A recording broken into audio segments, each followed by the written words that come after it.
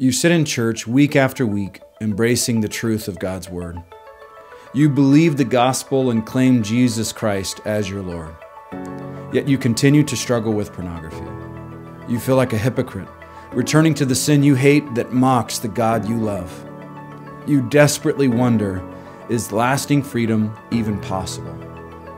Yes, you can overcome pornography, but not alone. 2 Timothy 2:22 says, "Now flee from youthful lusts and pursue righteousness, faith, love, and peace with those who call on the Lord from a pure heart. Only by repeatedly running from sin to Christ with other believers can you hope to enjoy lasting freedom. You can live with purity and integrity. Take courage, seek accountability, and do whatever is necessary. Get equipped at accountable2you.com.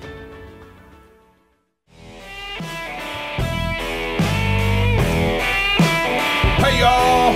Welcome to CrossPolitic on the Fight Laugh Feast Network. That was Pastor a really Toby, long y'all. Chuck Yeah. Knox. He's out I'm of practice. the water boy. Yeah. I'm not. That y'all just felt like it needed to go longer this time. Okay. Okay?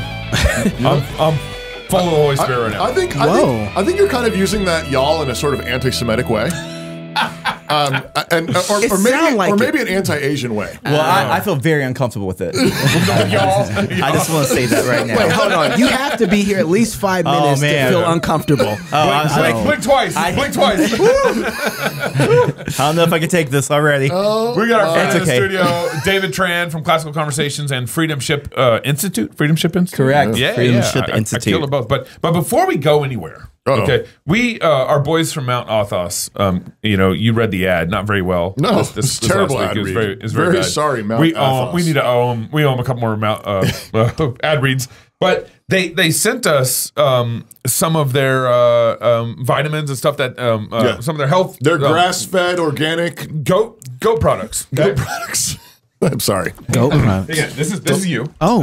Hey, thank you. Yep. I love gifts. I don't Like a even. box for each of Okay. us?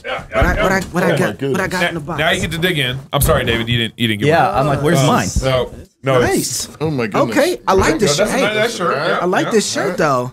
So, So, I got a hat But I'm too. gonna read it off. So, right. so these guys are great. I mean, like they're good, solid Christian brothers, and they're kind of innovating in the goat farming world. Neil, our producer, he sorry, wants to I own laughed. like a herd of goats, and the goats just follow him. do you know? all around I the place. So actually he's a little saw him envious. googling goats. Yeah, this is at not a one joke. time, yeah. People might be laughing right now, but it's not a joke. I'm Our sorry, producer wants to own a herd of goats. Keep laughing. So, Also, Neil's not married.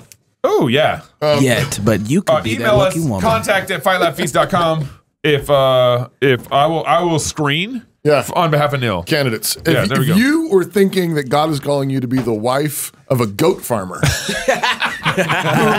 Hey, you're Who's our laughing. producer? You're laughing, but she's out there like, I found my soulmate. I found my soulmate. Where has he been all my I got life? 3 goats right now. Yeah, she brings goats into the marriage. Neil, you can marry a girl. You know what? Oh my Goat goodness. milk is just going to show up here at the studio like, No, this is for Neil. This is from Neil. Yeah. All right, so what was in this package is some mind capsules. You want to? What's the Sigma mind capsules? Okay. Okay. I don't know.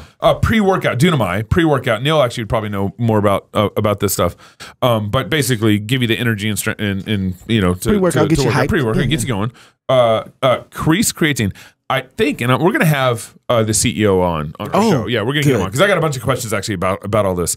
I think everything is basically goat milk based or goat product based. Wow. So even the whey, even None the of that protein, soy boy stuff. even huh? no, Yeah. even the whey, even the protein is goat milk based. Goat So milk. we'll clarify. We don't want to false advertise here, but and then protein. That's the goat whey, Rest. prime recovery, and then some rest.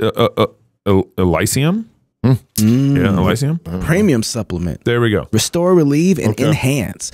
Thank you. Yeah. So we're gonna have the CEO on actually to break this down more because I'm honestly just ignorant of this stuff. But he's a great Christian brother, and they're doing innovative, interesting work. Yeah, that's awesome. Out of their stuff. So there Appreciate you doing this. Did you know that the Fight Laugh Feast University offers intense courses that will challenge and equip you as you engage culture for the glory of God? Right now, Introduction to Rhetoric with Dr. Michael Collender and Intro to 3D Design and Animation taught by 3 Division Okay, 3 division. Yeah, that's our boy Lex. Okay, are available for you to sign up today. Head to fightlaughfeast.com/university, fightlaughfeast.com/university for more information and to register today. And just one comment there. I had a dad email me yesterday and say, hey, my 13-year-old boy, I think he would love to take this course. It'd be good for him. He's very artistic, and I would like to actually learn. And he's like, is this good for him? Is this the kind of class for that? And it absolutely is that. So we're grateful to have David Tran on with us. He was born in the inner city of Augusta, Georgia. He was just telling us. Just off the golf course. Right. In fact, his mom and dad were golfing, and his mom had the baby on the golf course. 18th hole, huh? 18th hole. Raised by a godly family named the Eubanks. You didn't say that a minute ago. Like, this is like a lot more like nice, tame. Yeah, I could go dive into it if you want me to. David and his bride, Jenny, have been married for 10 years, have 4 beautiful kids. Baptized? You mean infant baptism? Yeah. No. No! All right. Awesome. I did become when I became a believer, I went from a Church of God to a Presbyterian church, though. Okay. Wow, well, we're getting closer. Yeah. I am reformed. All right. I am reformed. The children's names are here. Banks, maybe named after Eubanks, the people who raised me. people who raised you. Lila, and Colby and Lincoln. Yes. Okay. And you currently Named after Abe Lincoln? Yes. named after. He currently serves as executive director of strategy at Classical Conversations. So, executive director of strategy. Yep. Classical Conversations, and you're also a board member at Freedomship Institute, which is a 50C 501c4 which is more than 3 advocacy group. Correct. That just is getting off the ground. Just getting off the ground. And Classical Conversations is partnering with Freedomship Institute. We are. In order to fight for freedoms. Yeah. Plain and simple. Yeah. And like all of them. Mainly within parental rights and education. Yeah, because I mean we've got a lot of our freedoms under attack right now. But yeah, so given the necessity and the centrality of Christian education, correct, and the duty that God's given parents to raise their children in the nurture and admonition of the Lord, absolutely, that's the kind of the centerpiece would be protecting parental rights and the right to provide Christian education to our kids. Absolutely. Okay. You said it's launching currently, presently. You have an event coming up in a couple weeks. Correct. What are you guys doing? Yeah, so the first event that we have going on, which will be April 8th, is we are taking these tools of classical learning that we've been doing at CC for years, and we're actually going to apply it for a workshop with some local legislators in North Carolina. Okay. And so it's a full-day clinic to be able to help them hone in their skills in persuasive speech. You know, I'm interested in the 501c4 concept. I mean, I'm looking into for CrossPolitic starting a 501c3. I know I don't like it. You don't like it? Hey, man, you know. And then, but the whole 501c4 concept, like why not just focus on classical conversations? You know, because that's kind of like, to me, like the more root of the problem, right? And then, you know, why kind of venture off into the political side of the 501c4 process? Obviously, you're focused on North Carolina, right? This is not a national thing yet. Well, we do have 5 strategic states that we're focusing in on that kind of, we have team members there and we have the ability to help move policy along because they match a little more of our conservative viewpoints. The biggest reason why, as a company, we're taking it because the government's attacking us. Okay. How so? So especially through what we call ESAs. Have you guys heard of ESAs? Yes. Yeah. I mean, a lot of people seem to love them. Of course. Everyone loves free money, right? But we all know that free is not free. Correct? There's always this little string. Save for the people in the back, bro. Save for the people in the back. Come on now. Connected to it, correct? Yeah. Right. Yeah. But, I mean, think about how government has overstepped their boundaries with the church. COVID was a great example of that. Right. And now we're seeing it within education, where the government wants to put their fingers into homeschooling by calling it ESAs. And it's supposed to help families, but in the long run, it doesn't. Work that out for me. Yeah, I'm intrigued. How so? Yeah. I mean, so ESAs, education savings accounts, is sort of that's the acronym. And there's And savings accounts are biblical. it's a good thing. That's a good thing. Okay. Thank you, Bernie. So like, I mean, there's a number of different forms these take, but ESA is kind of, you know, or education choice. Education choice. I mean, this is sort of the banner that it's going under. How are you seeing this? How are the strings attached? How is the government getting into our homes through these? Well, so let me give you a couple examples. Up in Alaska, there's a voucher system. Well, they just started allowing the government to start doing home visits. Okay, so now you're inviting the government into your household. Oh, so we're starting to see that. Like required home visits? Required. So if you're, taking a voucher, you're taking your voucher money, the government school representatives can come in and just check in on you. And we had there's a story of someone like being excited about them coming in, saying, "Oh, they care." Yeah. And they care. We know how that works, right? Yeah, they ain't wrong about that. Yeah. The whatever the words that Reagan said that you never want to hear. 10 words from the government. Words from the government. We're here to help. Yeah. And it's only a matter of time. So let's take Arizona for instance. In Arizona, you're getting around $7,000 per kid to do ESAs. Right. But then you raise the question, where's that money coming from? Right. And it's only going to be a matter of time when they put your neighbor stipulations and you're taking money from your neighbor. Yeah. Right. I think it got initially started off of the cash cow of COVID money. Correct. Which of course is still taking money from our grandkids. Your neighbor. Our neighbors. Yeah. Think about Social Security. Right. So it's still stolen money, but Arizona had this massive surplus. That's why Arizona has become sort of this poster child for the ESA movement, because they're like, look how much money we have, and it's in it. But I think there's an illusion based on the so-called COVID cash cow. Yeah, and give me an example of when the government's gotten involved with where it's gotten better for people. The post office. Just give me an example. Give me an example. DMV. Someone give me an example right now. Keep going. So what is it? What is it that they are doing when they go into these people's home? If the government comes into your home and take the ESA money, which is really weird. You would have think conservatives would be like, yeah, no, we're not doing that. But conservatives are pushing ESAs like nobody's business. And obviously that's in Alaska, right? Yeah, right. Granted. And again, ESAs have been around for years. It's just now I guess you'd say the conservative side has picked it up and made it kind of like their flag.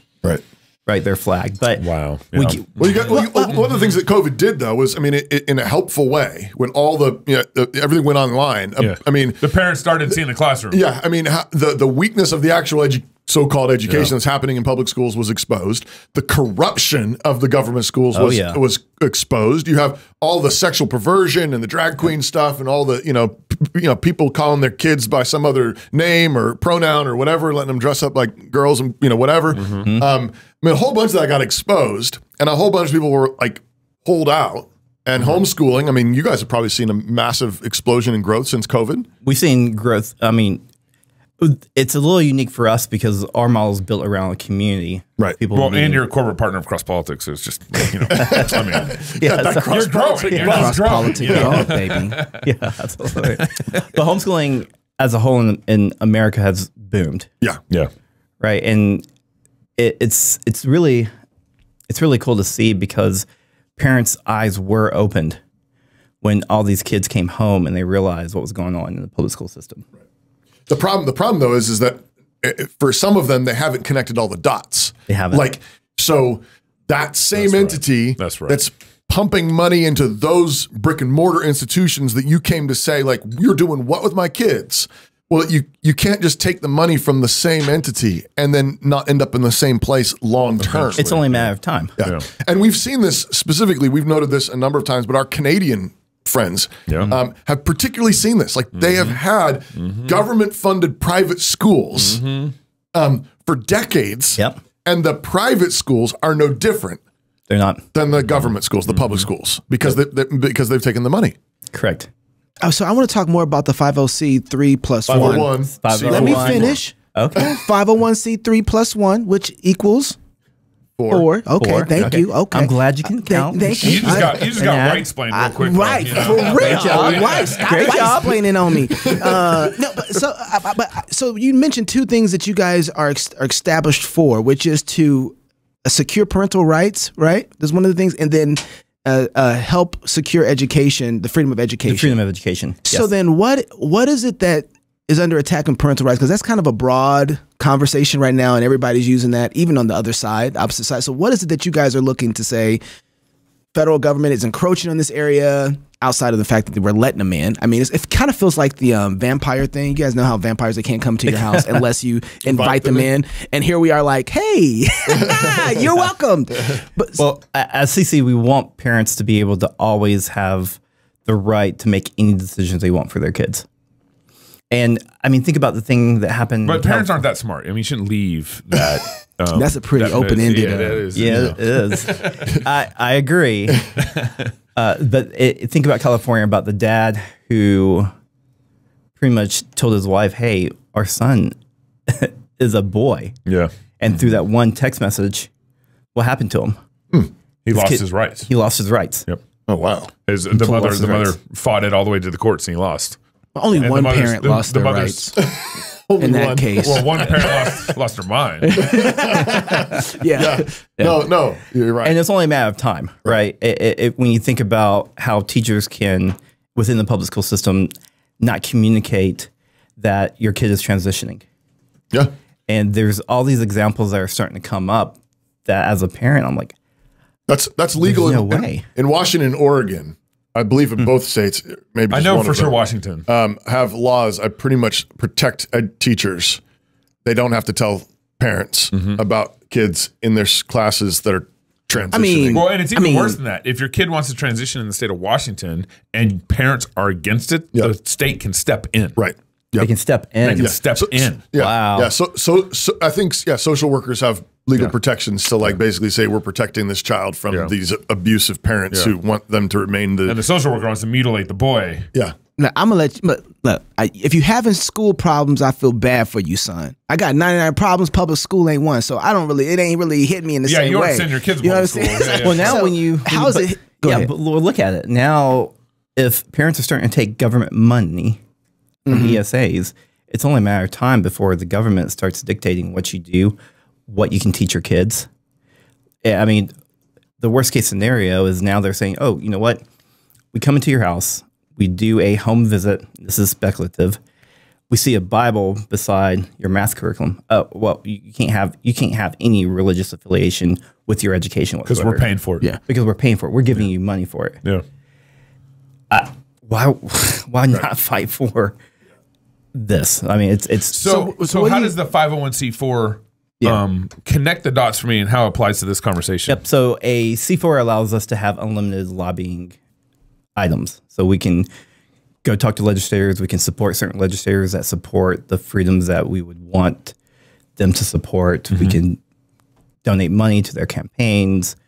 We have a lot more. Whereas a 501c3 can't do any of that stuff. They can do some, but it's very limited. Yeah. Are we at that point right now? I guess we are where that's.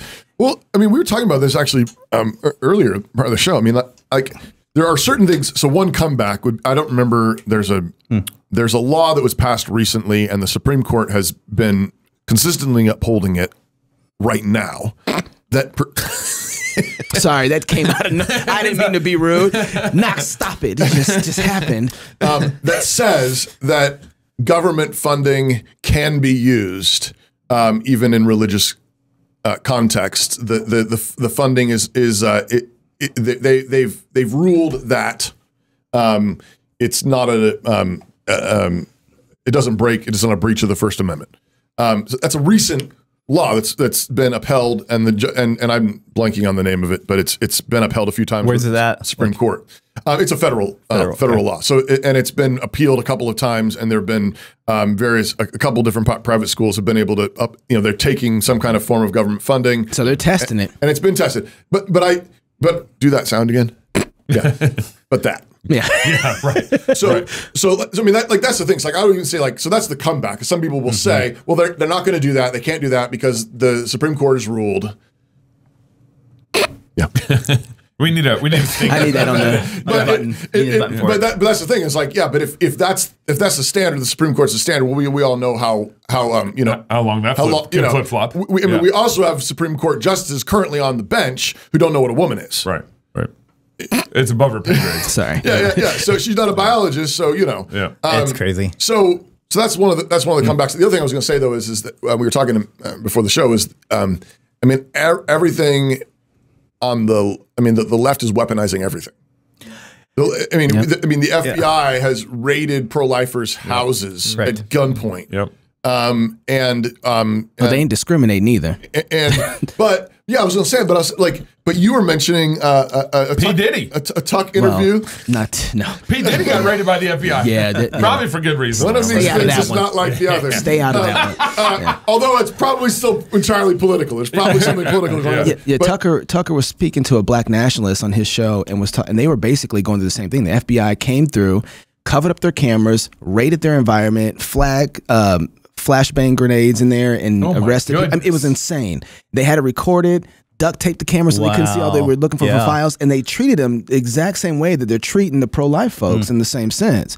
And so they're not discriminating. There's something about the freedom of speech or the challenge of the federal government that they don't like. Right. And so they're coming after kind of everybody in that. And who's so even though black nationalists would hold to certain things that we would really strongly disagree with, we both have a common enemy, though, in the sense that the federal government they're weaponizing their power against anything that they see as getting in the way of their authority, their power, ultimately. And if you don't think they're going to do that with education, like, you're nuts. Go ahead. I'll let you speak, David. Oh no, I'm completely agreeing with what you guys are saying, because ultimately it's a generational war. Everything that we're doing now is going to affect our kids 10 to 20 years down the road. That's right. So think about the whole abortion movement that we're currently dealing with, right? The fact that now you can go cross states, and California has become that state that's pro-abortion, right? Yeah. Murder tourism. A sanctuary state. Murder tourism. Yeah. Murder tourism. That's right. Exactly. That's right. Yeah. Well, as time progresses on, yes, the liberals are not having more kids, right? Or there's all these things that are happening from a birth rate standpoint from their side. And of course, we're seeing that conservatives and Christians are having more kids, but who's going to be influencing those kids 10 to 20 years down the road? It's going to be government. It's going to be, Robert, our CEO was talking about, we send them to government schools, public schools, universities. And so as Christians, what do we do now to equip the next generation to know God and to make him known? We were talking about that this morning at breakfast. And that's the whole thing. It's like, as CC, we want to take that fight for our grandkids' ability to have freedom. The mission of Armored Republic is to honor Christ by equipping free men with tools of liberty necessary to preserve God-given rights. In the Armored Republic, there's no king but Christ. We are free craftsmen. Body armor is a tool of liberty. We create tools of liberty. Free men must remain ever vigilant against tyranny wherever it appears. God has given us the tools of liberty needed to defend those rights he's bestowed upon us. Armored Republic is honored to offer you those tools. Visit them today at AR500-armor.com. That's AR500armor.com. So if I'm listening to this and I'm hearing about this 501c4 that you guys are partnering with, what is it that, how do you recruit me? Bring me in so that I can come in and support. Why do I need to join? Because there's all sorts of people who are Christians out there who are lobbying the government, and what makes you guys unique and why I need to be a part of it? Yeah, so what makes us unique is we say we want to educate and equip people to think in a way that supports freedom. Because what's happening is, I think about young family. Like I'll think about me being raised up in a public school system, and the education that I got. But what I got, my best education was just on culture. Okay. I mean, I was a crazy man in high school where I did drugs, rock and roll, did the whole thing. But my education came from my peers. And there was no Christ-centered worldview, right? So when people think of education, they only think of books, but there is this culture education that happens within public school systems. Even private school systems, right? Right. That's right. They all got their own cultures. Exactly. There's a culture education that happens. So as time progresses on, think about the baby boomers education versus the Generation Y now. And think about how they communicate to each other, or think about even kids now, the depression rate that they have because of social media. And think about the fact that they're not actually thinking for themselves anymore. There's this culture of followers. and not thinkers. Yep. So as CC, that's the whole thing. Like we're developing humans. Yeah. As classical conversations. So let's take that and the way we use our classical Christian model and apply it with an organization like Freedomship Institute that wants to help people think about the long-term effects of what we're doing now. What's the website? So you got hang on real quick. You got an event in a couple weeks where you're meeting with legislators, and is that it's going to be some of these kind of events where you're actually going to meet with legislators, and how are you going to teach them how to think? Because I think that's the hardest group to teach how to think. It is. Well, the first event that we're starting is we're going to help them with their persuasive speech. Okay. Like, hey, let's use the classical models of what we've been doing for years. Yeah. And equip them. And as time progresses on, build relationships with them and help them think about subjects such as this. Think about it, even the conservative side, the Republican side is calling it universal education. Yeah. Yeah. School choice, universal school choice. Yeah. Universal. Yeah. I know. Right. Let's think about that for a second. Insane. Whenever has government used the word universal has ever helped people? And it's not meant socialism. I mean, Exactly. Right. Yeah. And so the goal is to build relationships and help these leaders of our government, Right. Besides as an organization that's praying for them, but how can we use these classical tools of learning that we've been using for years to help them think? to be persuasive. And what states are you focusing on? North Carolina, Yep. Texas, Prompt Oklahoma, Uh-huh. and Iowa. Oh, that's 4. Okay. In Did I say North Carolina? Yeah. Yeah. Is there 5? Yeah. Yeah. Or is it 4? There's 4 right What now. made you pick those 4? Just because of our influence that we have there and the team members that we have there. Idaho could be number 5. Yeah, maybe. Yeah. Maybe. Hey, talk to us. Hey, I think of the young people. You're just talking about that culture, and obviously for a long time, the culture that a lot of Christian parents were concerned about was the drugs and sex and rock and roll. Sort of that kind of just Not the curriculum. normal immoral culture, Yeah, which is a problem. Yeah. And was certainly something to be concerned about. But there's that still. But now add on to that. I think basically that was all the hors d'oeuvres. That was all the pre-meal. That wasn't the main meal. Wow. That wasn't even the main meal. The main meal was transgenderism, the wokeism, and statism. Ultimately, trust the experts, trust the state, and socialism. Like that's the end goal. And it's always. The first. The commies have done this. For years and years. They start with porn, and drugs. Drugs and porn are the gateway drugs, not just to the hard drugs, but to complete dependence on the government to care for you. And so, and the thing I was thinking of was in my head, like the new, in my generation, in Generation X or whatever, it was like the sign that you were kind of getting co-opted by the culture was, probably, the kind of looking grunge or goth or whatever, the tats and the piercings or whatever, like you're pushing back or whatever. But it's striking to me how many young people have continued wearing masks. Yeah. Yep. Like it's the new tattoo, or they are pansexual in some way. They have pronouns. They are they're gender non-binary, or something like that's the new tattoo. That's the new exotic piercing. That's the new pink hair. Baptism. Exactly. It's the new baptism. Yeah. It's like and it's highly connected to our friends. Dr. McCullough and Dr. Bhattacharya and some of our other, and Dr. Cole, during the whole COVID, thing, talked about this whole sort of what's the phrase they use? That the mass psychosis. Yeah, it's mass hysterical psychosis. Yeah, that's what it is. But it's particularly lit on fire by social media, and so and the generation that is most connected to social media is frequently the younger generation, and they're all hooked up. They got their TikTok accounts, they got the whatever, the Instagram, and it's just like without parental safeguards and shepherding and care. It's like why that's what's taking over. And so I think that's huge. People need to connect the dots. So like the end goal is statism.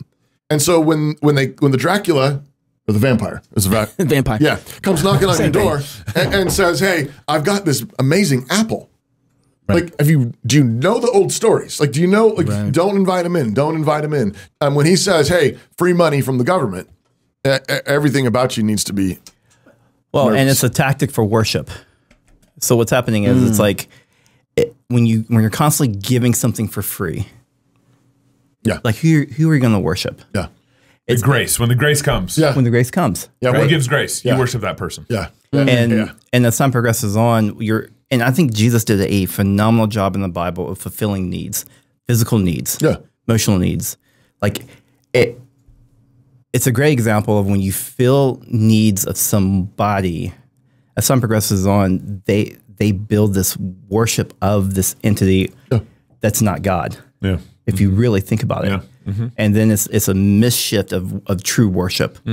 Because now you have this false worship of the government or whatever it is. I mean, and here's the thing. We're sinful creatures. And that's why in certain ways we still have to give grace to both sides. Because at the end of the day, it's truly a worship issue of like, who are you worshiping? Are you worshiping the one true God? Or are you worshiping that's really good. the world? Yeah, it is. That's really good. Tell everybody the website where they can go check out more information. Yeah. So the website will be up hopefully by the summer, and it's freedomship.institute. Freedomship.institute. And can they follow you on Twitter? Or, where's a good place for them to kind of follow you? Yeah, you can follow me on Twitter or Instagram. And is your name? Augusta Golf Course? No, it's Hole 18. Yeah, so it's David Tran TV on both. David Tran TV. All right. TV. Hey, David, thank you for joining us. Thank you, guys. Appreciate your work. Thank you. Oh, yeah. All right. Hey, if you're single, get married. If you're married, have you some kids. If you have kids, David, go baptize them. Until next time, love God with all your heart, soul, mind, and strength. Yeah, I really appreciate that. Go fight, laugh, and feast. This is CrossPolitic. We can help you with that. No, I'm glad salvation belongs to God. It does. That's why you baptize your kids. God commands us to let His Word dwell in us richly in psalms, hymns, and spiritual songs. We're to worship Him musically. We're to proclaim His Word musically. And so we want to train up our students, our children, to be able to sing skillfully with music, to understand what they're doing. The Bible says sing with understanding. But it's all couched in studying God's Word, growing up as Christian worshipers. Sometimes I know people are a little scared of music camp because maybe they're not a musical family, but it's for everybody. It's a mix of real beginners and more advanced students, and they help one another that way.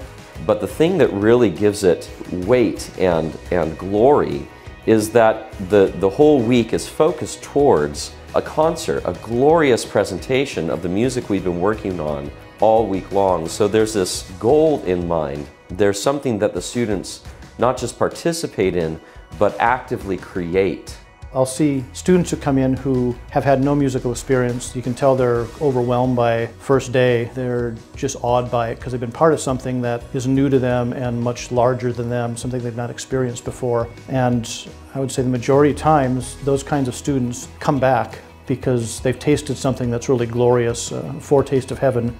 These students are learning through the course of their time at music camp not to be music consumers, but to be active participants in making music. So not only to learn how to sing well, how to understand music as it's written on a page and how it comes together in a group environment, but to be able to take those experiences and have them be the seeds that are planted for their involvement their whole life in the musical life of the church. We want these students to be the next wave of worshipers in the church who know how to sing to God.